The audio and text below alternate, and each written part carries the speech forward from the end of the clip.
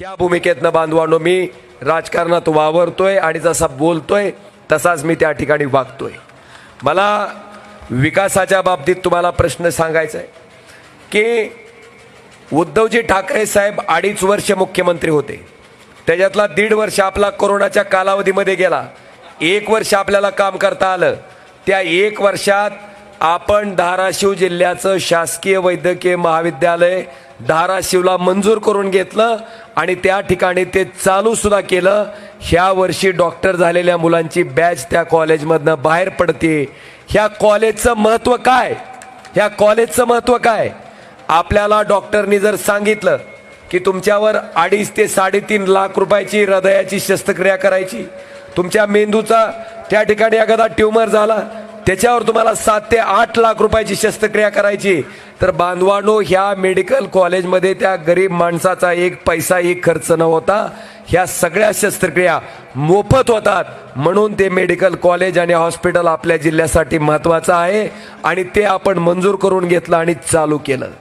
दुसरा प्रश्न मला तुम्हाला विचारायचा आहे की अशाच पद्धतीनं एक मेडिकल कॉलेज आपल्या जिल्ह्यात त्या ठिकाणी मंजूर झालं होतं, पण झालं कुठं?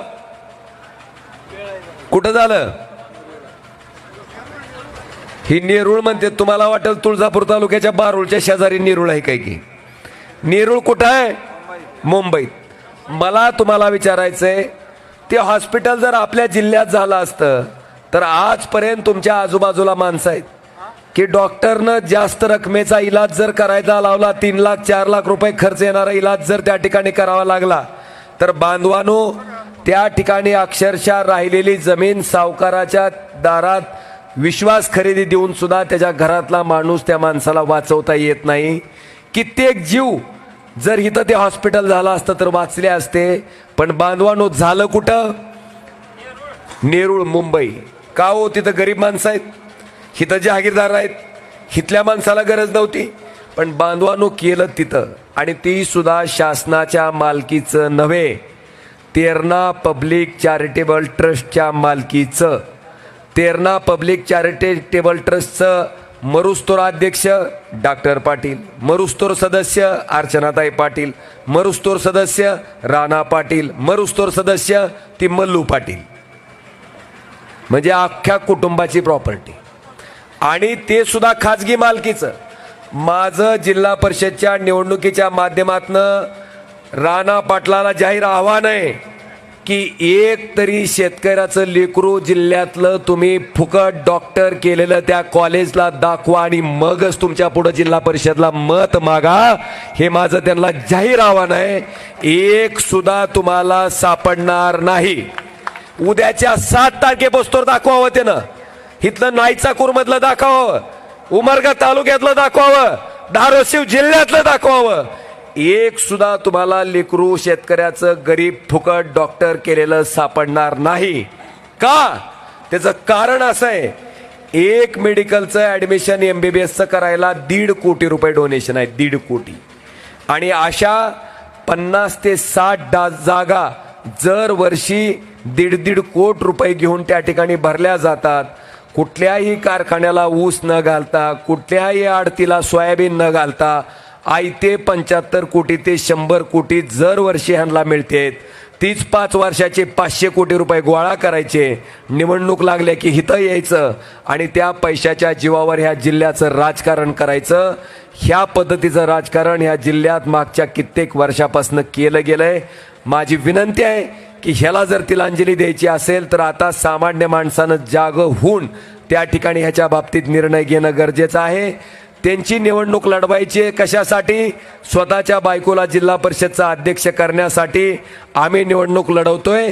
सामान्य कार्यकर्त्याची माता भगिनी त्या जिल्हा परिषद अध्यक्ष पदाच्या खुर्चीवर बसली पाहिजे, हा मूलभूत फरक त्यांच्यामध्ये आणि आमच्यामध्ये आहे। आता निर्णय बांधवांनो जनतेच्या हातात आहे। आपल्या सगळ्याला मला सांगायचंय की मी खासदार म्हणून काम करत असताना त्या ठिकाणी आपल्या सगळ्याला माहीत आहे, आलिमको नावाची एक संस्था आहे जिची स्थापना 1976 झाली। काय करते ही? एखाद्या अपंग व्यक्तीला पाय नसेल तर त्याला कृत्रिम पाय देते, एखाद्या अपंग व्यक्तीला हात नसेल तर त्याला कृत्रिम हात देते, एखाद्याला कानानं ऐकू येत नसेल तर त्यांना कानानं ऐकवीची मशीन देते. ज्याला डोळ्यानं दिसत नाही त्याला स्मार्टफोन, स्मार्ट स्टिक दिली जाते. इलेक्ट्रिक 3 चाकी सायकल त्या ठिकाणी ज्याला पायानं चालता येत नाही त्याच्यासाठी दिली जाते.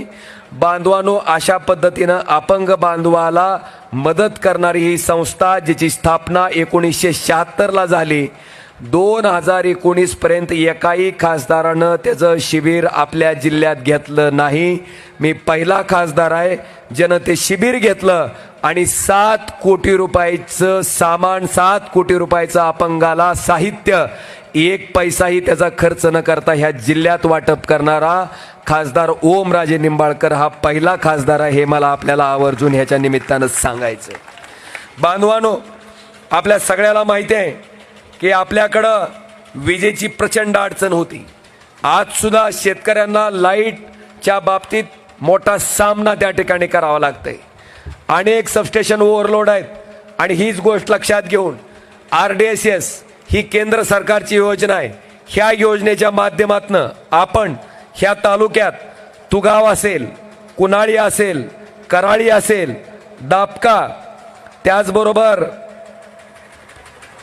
ह्या उमरगा अर्बन, हे जवळपास 1, 2, 3, 4, 5 ह्या नवीन सबस्टेशनला आपण त्या ठिकाणी RDSSच्या माध्यमातून मंजुरी दिली.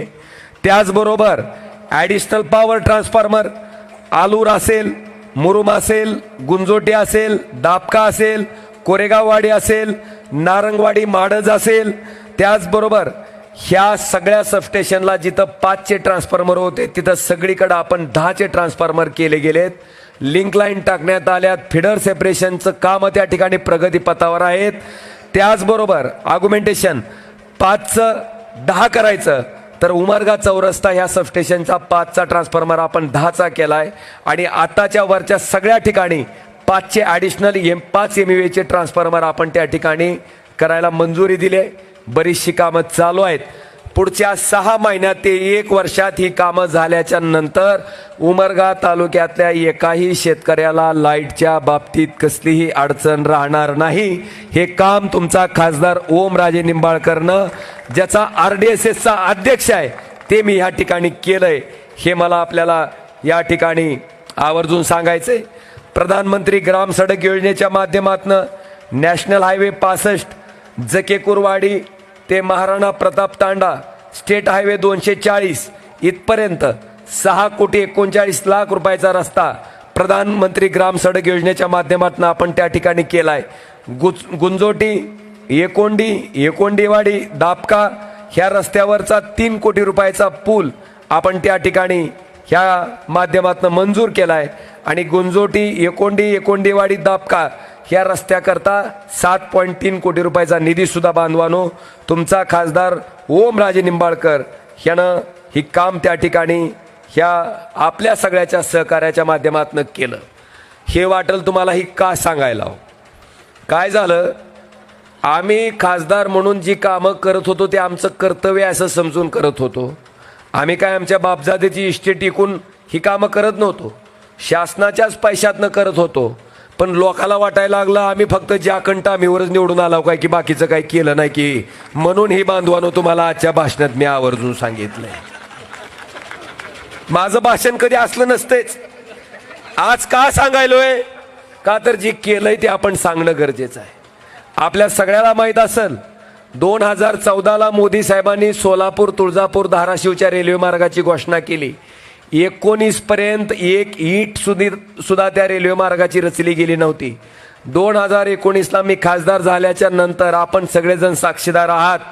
माझे लोकसभेतले तारांकित प्रश्न रेकॉर्डवर आहेत, माझी लोकसभेतली भाषणं रेकॉर्डवर आहेत, मी केलेला पत्रव्यवहार रेकॉर्डवर आहेत. त्याचा पाठपुरावा करून सोलापूर, तुळजापूर, धाराशिवच्या रेल्वे मार्गाचं काम चालू झालंय आणि मार्च 2027 पर्यंत तुळजापूर ते धाराशिवचं इंजिन ट्रायल त्या ठिकाणी त्या रेल्वे मार्गाचं होतंय. हे काम तुमचा खासदार ओमराजे निंबाळकरनं केलंय. पण इथं सुद्धा नारळ फोडतंय कोण?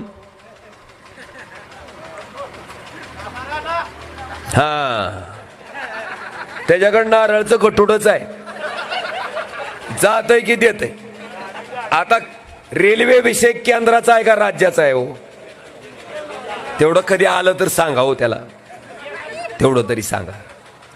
बांधवानो, एवढंच नाही, कवठा जिल्हा परिषद गटामध्ये आपण प्राथमिक आरोग्य केंद्र दुरुस्ती 5 लक्ष रुपये, आमदार निधी महादेव मंदिरासमोर सिमेंट रस्ता करणं 10 लक्ष रुपये, पशुवैद्यकीय दवाखाना दुरुस्तीसाठी 5 लक्ष रुपये, गावांतर्गत सिमेंट रस्ता करणं 10 लक्ष रुपये आमदार निधीच्या माध्यमातून, बोरी गावात सिमेंट रस्ता 10 लक्ष रुपये, शाळा वर्ग खोली बांधकामासाठी 15 लक्ष रुपये, कवठ्याच्या सभामंडपासाठी 8 लक्ष रुपये, आरोग्य उपकेंद्रासाठी 10 लक्ष रुपये, मातोळा उपकेंद्र दुरुस्ती 8 लाख रुपये, नारंगवाडी सभामंडप 8 लाख रुपये, नारंगवाडी येथील दवाखाना दुरुस्ती जवळपास 10 लाख रुपये, पेठ सांगवी इथं सभामंडप 10 लाख रुपये, आरोग्य उपकेंद्र दुरुस्ती 8 लाख रुपये, सावळसूर गावात सिमेंट रस्ता करणं 10 लक्ष रुपये.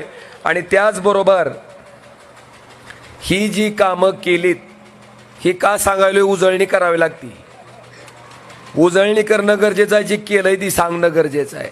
आणि बांधवानो, आपल्या सगळ्याला मला सांगायचंय, लोकसभेत तुमचा खासदार 2019ला गेल्याच्या नंतर मला शेतकऱ्याला हा प्रश्न विचारायचा आहे, तुमची खरंच निश्चिती झाली का नाही. अजून निश्चिती माहिती आहे का? निश्चिती शांती शांती नाही झाली.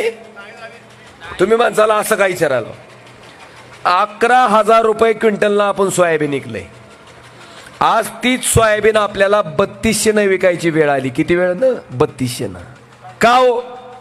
केंद्र सरकारनं सोयाबीन जर आयात केली नसती तर आपल्या शेतकऱ्याच्या सोयाबीनला 11,000 रुपये क्विंटल भाव राहिला असता.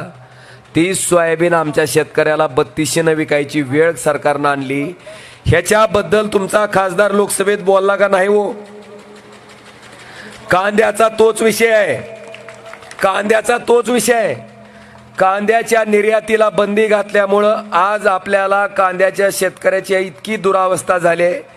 1 एकरचा कांदा काढायला 50,000 रुपये खर्च येते. 50,000 तरी शेतकऱ्याला एकरात मिळालेत का हो? कांद्याच्या भावाचा जर हिशोब केला तर इतकी दुरावस्था आहे. तुम्हाला 10-26 खताचं पोतं कितक्याला मिळत होतं, आता काय दर झालाय. DAPचं पोतं काय भाव मिळत होतं, काय दर झालाय. तुमच्या सगळ्या खात्याच्या पोत्याच्या किमती काढा, कितक्याला मिळत होता आणि किती रेट वाढलेत.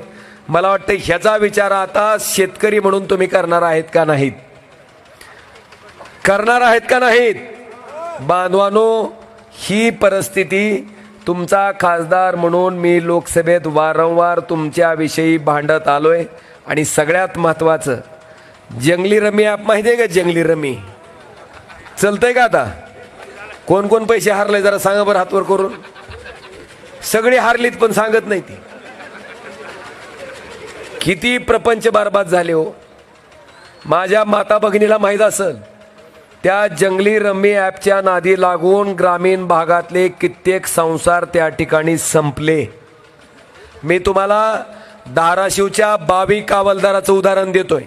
एक JCBचा चालक, ज्या माणसानं ह्या जंगली रम्मी ॲपच्या नादी लागून इतके पैसे हरले की स्वतःची सगळी इस्टेट टिकून सुद्धा सावकाराची भरती होईना गेली. शेवटी त्या JCBच्या ड्रायव्हरनं स्वतःच्या गरोदर पत्नीला विष देऊन मारलं, स्वतःच्या 3 वर्षाच्या लेकराला विष देऊन मारलं आणि स्वतः आत्महत्या करून ह्या माणसानं अख्खं कुटुंब ह्या जंगली रम्मीच्या पायात संपवलं. हाच विषय मी आपले माहिती तंत्रज्ञान मंत्री अश्विनी वैष्णवजी साहेबांना सांगितलं. त्यांना म्हणलं, साहेब हे एक उदाहरण आहे, असे कित्येक प्रपंच ग्रामीण भागातले ह्या जंगली रम्मी ॲप सारख्या खेळामुळे संपलेत. केंद्र सरकारनं त्या ठिकाणी तातडीनं कायदा करावा आणि ह्याच्यावर बंदी घालावी अशी मागणी मी लोकसभेत केली. त्याच अधिवेशनात ह्या जंगली रम्मी ॲपवर बंदी आणायचा निर्णय केंद्र सरकारनं घेतला आणि मला वाटतंय जंगली रम्मी ॲप आता बंद झालंय. कित्येक प्रपंच वाचलेत. हे काम तुमचा खासदार ओमराजे निंबाळकरनं विरोधी पक्षातला खासदार असताना सुद्धा त्या ठिकाणी केलंय. आज आपल्या सगळ्याला माझी विनंती आहे की ही सत्ता कशासाठी पाहिजे, जिल्हा परिषद आपल्या ताब्यात कशासाठी पाहिजे. आपल्या ग्रामीण भागातल्या शाळेची इतकी दुरावस्था आहे. 500 वर्ग खोल्याची आवश्यकता आहे. 500 अख्ख्या जिल्ह्यात 500. आपल्या ताब्यात जिल्हा परिषद आल्याच्या नंतर पहिलं काम जर कुठलं असेल तर ह्या 500 वर्ग खोल्याला निधीची तरतूद करून ह्या साऱ्याच्या साऱ्या वर्ग खोल्या पहिल्या झटक्यात बांधल्या जातील. हे वचन मी आजच्या सभेच्या माध्यमातून आपल्याला देतो.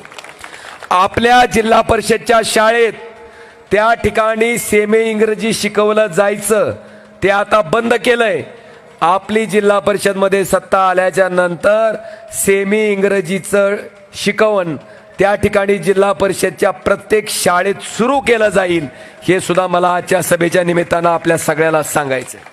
त्याचबरोबर स्पर्धा परीक्षेचं मार्गदर्शन असेल, शाळेचं शिक्षणाचं डिजिटलायझेशन असेल, डिजिटल बोर्ड असेल, अशा पद्धतीच्या सुविधा आपल्याला जिल्हा परिषदच्या माध्यमातून त्या ठिकाणी द्यायच्यात. शेतकऱ्याचा अपघात झाला तर त्याला गोपीनाथ मुंडे अपघात विमा योजना आहे, पण शेतमजुराच्या बाबतीत कुठलीही विमा योजना नाही. असंघटित कामगाराच्या बाबतीत कुठलीही विमा योजना नाही.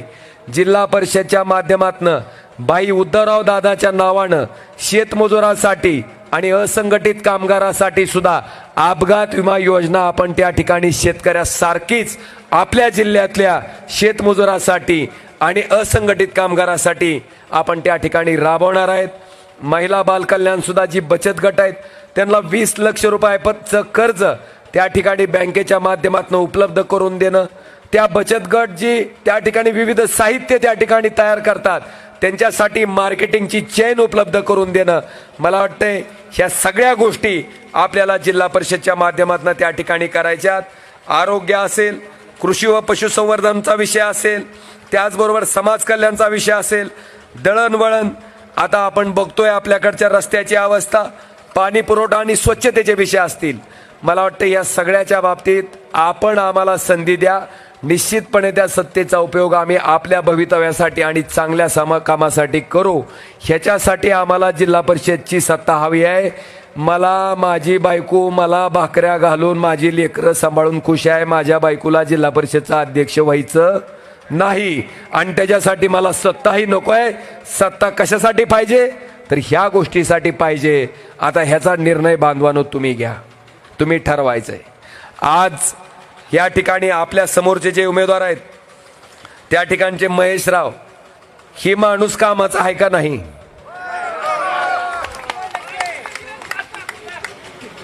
आमच्याकडे काय नाही तर बाबा फक्त पैसे नाहीत, पैसे नाहीत आमच्याकडं. आम्ही 24 तास तुमच्यासाठी उपलब्ध आहेत. आता आम्ही तुमचं 24 तास काम करायला ही सुद्धा काही जणाला बघवना. ती काय म्हणतात, आता माझा नंबर नाही चाकूरमधल्या गुराक्या सकड सुद्धा आहे. गुराच्या मागं असतंय का 4 मशीन 2 गाई सांभाळणाऱ्या माणसाकडे बे माझा नंबर आहे. ती बिचारा मला फोन लावतंय, त्याची म्हैस गाय आजारी पडली तरी मला सांगतंय, मी डॉक्टरला पाठवून देतो. ही माणसं काय म्हणतात, ही काय खासदाराचं काम आहे का? आता मला सांगा, तुमच्या शेतात डीपी जळाला, तुम्ही बेन हातरून ठेवलंय ऊसाचं, तुम्ही कांद्याचं रोप लावायला, रोजगाराचा रोजगार बुडतोय का नाही हो? त्या शेतकऱ्याकडे बी माझा नंबर आहे. ती म्हणते दादा रोजगाराचा रोजगार बुडायला ही डीपी आम्हाला बदलून द्या. आता मी डीपी बदलून दिला, ही काय म्हणते ती खासदाराचं काम आहे का? बांधवानो, दवाखान्यात गेल्यावर रक्ताची आवश्यकता पडली, आपण दवाखान्यात फोन लावून त्याला रक्तपेढीतून रक्त उपलब्ध करून देतो. ही म्हणते ती काय खासदाराचं काम आहे का? ड्रायव्हरला ज्या कंटा आम्ही नाही मिळाली तरी आपण देतो, ती म्हणते ती खासदाराचं काम आहे का? एखाद्या माणसाला, माझ्या बहिणीला इष्टीत जागा नाही मिळाली तरी फोन करते, तिला जागा मिळवून दिली, ही म्हणते खासदाराचं काम आहे का? बांधवानो, ज्यावेळेस मतदान लागतंय लोकसभेचं, तेव्हा लोकसभेच्या मताला गुराक्याचं मतदान खासदाराला चलतंय का हो? लागतंय का? लागतंय. शेतकऱ्याचं मतदान खासदाराला लागतंय का? लागतंय. ड्रायव्हरचं मतदान लागतंय का? तेव्हा खासदार म्हणतंय नाही नाही मला टाकू नको. मग मतदान लागत असेल तर काम केलं तर कुणाच्या बापाला लाजायचं काही कारण नाही. मी करत राहणार, कुणाला बोंबलायचं तेवढं बोंबल म्हणावं.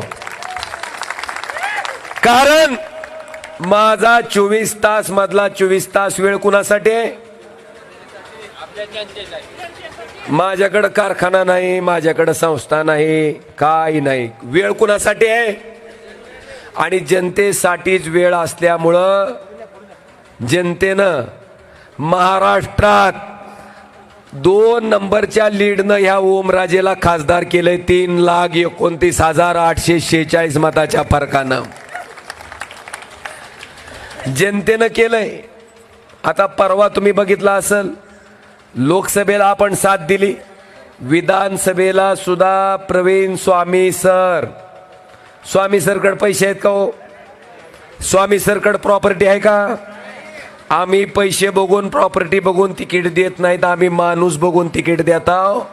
ज्या माणसानं कोरोनाच्या कालावधीमध्ये गोरगरीब लेकरांच्या शिक्षणाला त्या ठिकाणी मंदिराच्या माईकवरून त्या ठिकाणी विद्यार्थ्याची शाळा घेतली, त्या प्राथमिक शिक्षकाला आपल्या सगळ्याच्या आशीर्वादानं आपण ह्या उमरगा लोहारा मतदारसंघाचं आमदार, ती सुद्धा 3 टर्मच्या आमदाराला प्रचंड पैसे खर्च करून सुद्धा पाडून त्या ठिकाणी आमदार करून दाखवले बांधवांनो. आज विधानसभेला यश आलं, लोकसभेला आलं, आम्हाला नगरपालिकेला यश मिळू शकलं नाही. काय करणार? 10-10 हजार रुपये मताची किंमत, 30-30 हजार रुपये मताची किंमत. दादा कुठं डाका घालायचा का? आता कुठून आणायचे पैसे? नाहीत आमच्याकडं. आमच्याकडं काम करणारी माणसं आहेत. त्या भावनेतनं बांधवांनो मी त्या ठिकाणी तुमच्या सगळ्याच्या समोर आहे. आज महेशराव तुम्हाला सुद्धा सांगतो आणि पंचायत समितीच्या सगळ्या उमेदवाराला सांगतो, तुम्ही काम असं करा, लोकांच्या इतक्या संपर्कात राहावा की पुढच्या 5 वर्षांना कुणाची हिंमत तुमच्या विरोधात उभारायची झाली नाही पाहिजे. अशा पद्धतीचं काम बांधवानो तुमच्याकडून अपेक्षित आहे. मला खात्री आहे महेशराव ही तरुण असा आहे की 100% त्या पद्धतीचं काम हा माणूस आपल्यासाठी ह्या ठिकाणी निश्चितपणे करेल. आज त्यांची माझी दिल्लीला सुद्धा कायम भेट होत असते. कायम गावाच्या विकासाचे विषय असतील, गावाच्या बाबतीत अगदी कोरोनाचा कालावधी असू द्या. कोरोनाच्या वेळेस खासदार घरी बसला होता का? तुमच्यात होता हो. तुम्हाला बेड मिळाला गेला, ओमराजे होता. तुम्हाला ऑक्सिजन मिळाला गेलं, ओमराजे होता. तुमच्यावर पूर परिस्थिती आली, आम्ही घरी बसला का? तुमच्यात होता हो. आम्ही तुमच्यात होता. आज त्याच पद्धतीनं काम करणारा एक युवक महेश देशमुखाच्या रूपानं आज तुमच्या सगळ्याच्या समोर जिल्हा परिषदच्या माध्यमातून येतोय. आपल्या सगळ्याची जबाबदारी आहे का नाही? कडपस्तोर मागच्याची काय नाही काय? सांगा. असं चांगलं जागर राहा बाबांनो, जॉब चाल फिप चाल. नीट ताकदीनं त्या ठिकाणी सगळ्यांनी एकत्रितपणे आपल्याला ह्या निवडणुकीला सामोरं जायचंय. आणि सगळ्यात महत्वाचा विषय, विमा मिळाला का मिळाला नाही विचारलं कधी? 65 mm पेक्षा पाऊस जास्त किती बाऱ्या झालाय? 2-2, 3-3 बाऱ्या झालाय एका मंडळात. झालाय का नाही? पण विमा मिळाला का मिळाला नाही? कारण सांगतो. ज्या कारणामुळं आपल्याला विमा मिळायचा ती कारण होतं जास्तीचा पाऊस. म्हणजे 65 mm पेक्षा जास्त पाऊस झाला की आपण आपल्या शेतातला फोटो काढायचा, जिओ टॅग आणि कंपनीला पाठवायचा, कंपनीनं पंचनामा करायचा आणि आपल्याला विमा द्यायचा. ही जी निकष होता, ही निकषच राज्य सरकारनं काढून टाकला. 2014 पासून 2025 पर्यंत आपल्या जिल्ह्यात गृहीत धरा, उदाहरणासाठी गृहीत धरा, 100 रुपये विमा जर मिळाला असेल, 100 रुपये, तर त्या 100रातला 99 रुपये 30 पैसे विमा फक्त ह्या एका नैसर्गिक आपत्ती आणि जास्तीचा पाऊस ह्या एकमेव निकषावर मिळत होता, ज्याच्यामुळे विमा मिळत होता 99 रुपये 30 पैसे 100रातला. ती निकषच राज्य सरकारनं काढून टाकला आणि ज्याच्यामुळं फक्त 100रातला 70 पैसे विमा मिळत होता. 100रातला 70 पैसे. ती निकष मात्र तसाच ठेवलाय. ती कुठला? पीक कापणी प्रयोगाचा. बांधवानो, पीक विमा कंपनीच्या फायद्याचा निर्णय ज्या सरकारनं घेतलाय आणि तुम्हाला मिळणाऱ्या विम्यापासून, कोट्यावधी रुपयाच्या विम्यापासून ज्या सरकारनं तुम्हाला वंचित ठेवलंय, त्यांना तुम्ही जाब विचारणार आहेत का नाहीत? तिसरं, मागच्या निवडणुकीत आपण बघितलं असेल, निवडणुकीच्या आधी आता लाडक्या बहिणी बी आहेत माझ्या काही इथं, त्यांनी नवऱ्याचं सुद्धा ऐकलं नाही. मागचं सरकार लाडक्या बहिणीनं तर आलंय की विधानसभेचं, आपल्या जिल्ह्यातच आपण वाचलाव फक्त, नंतर बाहेर सगळीकडे दान काय. लाडक्या बहिणीला निवडणूक होस्तोर मतदान घेऊस्तोर म्हणले सगळ्याला लाडक्या बहिणीचं लाभ, आणि निवडणूक झाली की घरात किती आहे? एका घरात 2 का 1? सासू म्हणती सुनचं बंद कर, सून म्हणती सासूचं बंद कर. हे भांडणं तुमच्यात सुद्धा. आता ही केवायसीची कागद घेऊनच निसत्या तहसीला चक्र हाणाल्यात बहिणी, हाय का नाही? म्हणजे निवडणुकीच्या आधी एक, निवडणूक झालं की बघा, निवडणुकीच्या आधी आनंदाचा शिदा, आणि निवडणूक झाली की हायब्रिड, हाय का नाही? ही सरकार म्हणजे कामापुरता मामा आणि ताकापुरते आजी आहे बांधवानो. आता ह्या कामापुरत्या मामाचं ताकापुरत्या आजीचं काय करायचं ते उद्याच्या 7 तारखेला हाताच्या चिन्हाचं पुढचं बटन दाबून ह्यांना बहुमतानं आपण विजय करावं, हे आवाहन करायला मी तुमच्या सगळ्याच्या समोर आलो. अजून महत्वाची गोष्ट, मशनीला नावं ठेवू नका, मशनीला नावं ठेवू नका. काय काही जण म्हणतात मशनीत घोळ आहे. अरे मोदी साहेबाला महत्वाची निवडणूक कोणची होती? लोकसभेची होती का नगरपालिकेची? मग घोळ लोकसभेलाच केला असताना, घोळ झाला असता तर ओमराजे खासदार झाला असता का? हे लक्षात आलं का? मशनीत घोळ नाही. पण आपण काय बघायचं? लक्ष ठेवायचं. कुठं लक्ष ठेवायचं? मतदानाला सकाळी मशीन आणली की तुम्हाला 50 मतं टाकून दाखवते, आणि 50 मतं टाकल्यावर ती मोजून दाखवते की तुम्ही टाकलेल्या माणसालाच मतदान केलंय का. तेवढी खात्री झाल्यावर मशीन रिसेट करते आणि कशाला लावते? मतदानाला. ही आहे का नाही खरं? ही लक्ष देऊन बघायचं. दिवसभर मतदान झाल्यावर पीटी पॅक करताना त्या मशीनवरचा सिरियल नंबर लिहून घ्यायचा 7C फॉर्मवर, आणि मतमोजणी करताना त्याच सिरियल नंबरची मशीन तिथं आली का नाही ह्या गोष्टीची खात्री करायची. एवढ्या 3 गोष्टी केला तर कुणाचाही बाप मशनीमध्ये घोळ घालू शकत नाही. मशनीवर गैरविश्वास दाखवू नका. तुम्ही जर म्हणला कुणाला बी दाबलं तर त्यांना जाते, लोक म्हणतील मग त्यांनाच टाकू. गैरविश्वास दाखवायचा, कारण मतदान उद्या कशावर करायचं आपल्याला. आता दुसरं, मतदान करताना शांततेनं मतदान करा. कुत्रं मागं लागल्याने मतदान करू नका. तुम्हाला सांगतो, माझ्यासारखा माणूस सुद्धा मध्ये गेलं की गांगरतय. व्यवस्थित जावा, पोलिंग बूथ पुढे उभा राहावा. ज्याला लिहिता वाचता येतंय त्यानं नाव वाचावं आपल्या उमेदवाराचं, चिन्ह बघावं हाताचं. नीट उजेड नसेल तर मतदानाचा जे केंद्राध्यक्ष असतंय त्याला बोलवायचं, ए ह्याच्यावर उजेड नाही, चिन्ह दिसना गेलंय मला, तू उजेडाची काय कर, व्यवस्था कर. तेवढं बघूनच त्याच्या पुढचं हाताच्या पुढचं बटन दाबायचं. पुन्हा खाली पंचायत समितीला बी हाताच्या पुढचं बटन दाबायचं, आणि मग शांततेत बाहेर यायचं. कारण नगरपालिकेला आमची बरीचशे उमेदवार कोण 2 मतानं पड, कोण 4 मतानं पड, कोण 6 मतानं पड. तुम्ही जर चुकीची बटणं दाबली, वरचं दाब म्हणलं की वरच्या कडचं दाबणार, आणि खालचं दाब म्हणलं की नोटाचं दाबून येणार. असं चुकीचं करू नका बांधवानो. ही माझी कळकळीची विनंती आहे. आणि महेश रावणी जे काम आपल्या इथल्या ट्रान्सफॉर्मरचा विषय असेल, शिवाजी महाराजांच्या पुतळ्याचा सुशोभीकरणाचा विषय असेल, अनेक त्यांनी ही सगळं पॉम्पलेट दिले का नाही तयार करून?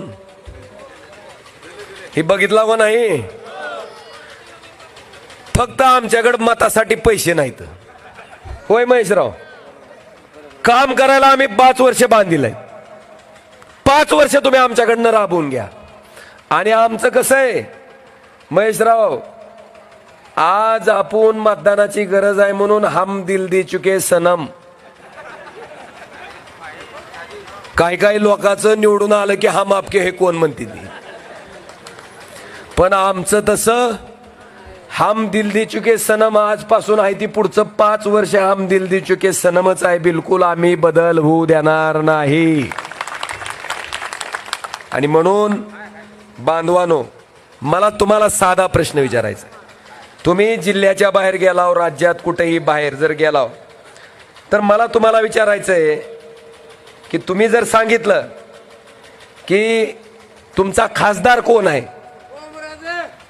असं म्हणल्यावर चांगल्या नजरेनं बघतेत का दलिंदर नजरेनं बघते ती? समाधान वाटते का नाही? बरं, आम्ही सुद्धा तुमची मान खाली जाईल असं कुठंही वागलेलो?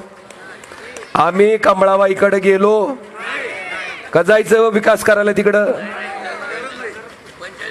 बघा पुन्हा काय पायगाड्या घालून तयार आहे ते आम्हाला एका सेकंदात घेतेत. पण बाबांनो, मी संघर्ष करणारा माणूस आहे. संकटात पळून जाणारा ओमराजे निंबाळकर नाही, संकटाचा सामना करणारा ओमराजे निंबाळकर आहे. आणि आमची सगळी माणसं त्याच धाटणीत तयार झालेली आहेत. माझी विनंती आहे की उद्याच्या 5 तारखेला मतदान करत असताना, मला माहिती आहे 7ला आहे, मी तपासायलोय जनता जागी आहे का शुद्धीत आहे का बघितलं मी, नाहीतर ह्यांच्यासारखा खेळ व्हायचा.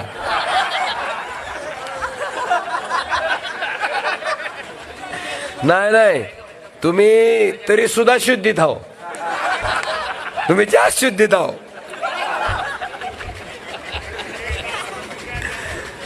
मी आता भाकर जिरवली म्हणलं ऐकणाऱ्यानं नीट ऐकलं का नाही तपासावं म्हणून 5 म्हणलो. 5 म्हणल्या खाटदिशी उत्तर काय आलं, म्हणजे ही सभा तुम्ही मन लावून ऐकली आणि यशस्वी झाली असा त्याचा अर्थ होतो बांधवानो.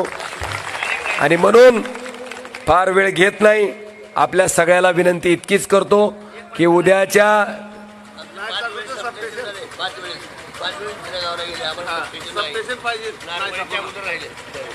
तुम्हाला लाईटीची अडचण येणार नाही एवढी तुम्हाला मला काय म्हणायचंय.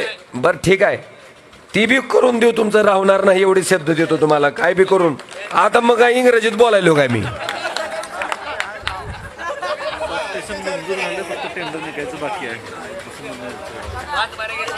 अरे आता जाऊ देत नाही, मी धरून ठेवतो तर.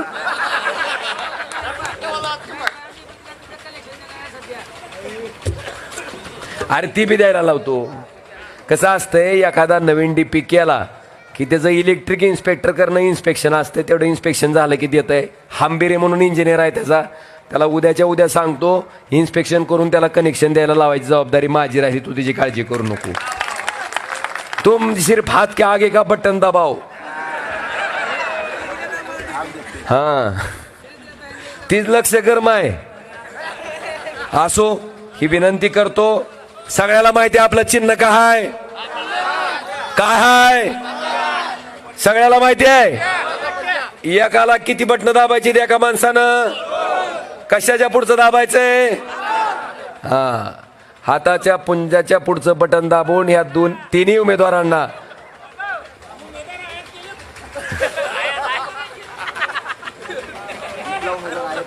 अरे तुमच्याकडं आयात तर केलंय, आमच्याकडे तर साक्षात माऊली आहेत तीरला. कसं असेल आमचं तर? अरे मी बी हलगी लावूनच काम करतोय. धन्यवाद. जय हिंद, जय महाराष्ट्र. धन्यवाद दादा. या ठिकाणी खूप छान असं मार्गदर्शन मतदारांना केलात.